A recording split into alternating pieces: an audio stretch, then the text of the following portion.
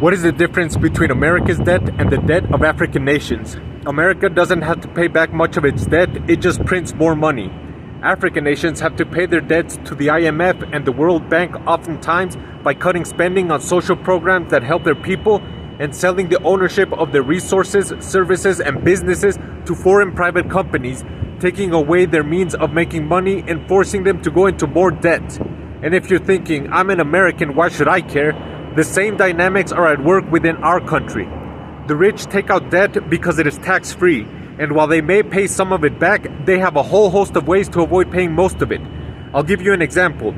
The Sackler family, who owned Purdue Pharma, the company that created OxyContin, made billions by selling their drug that they assured was not addictive. This, of course, was proven false with the explosion of the opioid crisis. Eventually, the company was sued so much they declared corporate bankruptcy, which is more forgiving than personal bankruptcy, which is what the poor and middle class are forced to do if they get into financial troubles.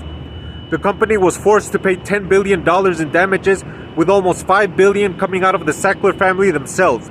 But because the rich can strategically use bankruptcy laws to protect their assets, restructure their debt, and leverage existing wealth through investments and business ventures, they are able to avoid paying most of the $5 billion until years have passed, at which point they have made more money than they had when they got into trouble in the first place. With teams of lawyers and accountants, they can create trust and other legal vehicles to protect their wealth and use non-consensual third-party release to avoid any criminal charges. But if you're poor or middle class, you have to pay your debt with interest as soon as possible, with very little ways of catching a break. America, Europe, China, they have all done horrible things to Africa, and those same practices are used on their own people. We have to fight back against the evil that is committed by the rich because it benefits no one but themselves.